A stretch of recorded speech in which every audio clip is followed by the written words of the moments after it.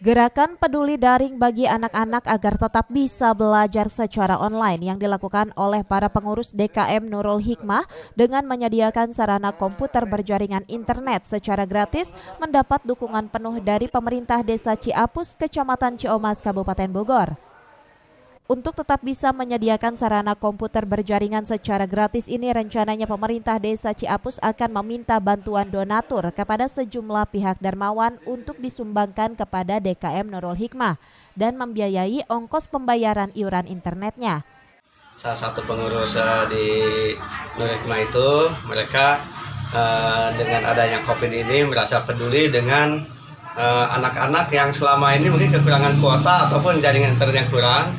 Makanya mereka berinisiatif mengadakan udunan lah ya, udunan di antara warga, dan kebetulan alhamdulillah saya juga ngasih sedikit lah buat untuk terlaksananya internet ini.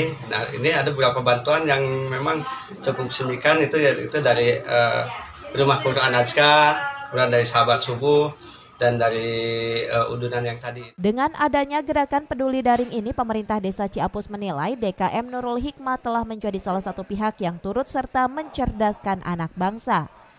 Dari Ciomas, Kabupaten Bogor, Mande Jajar melaporkan.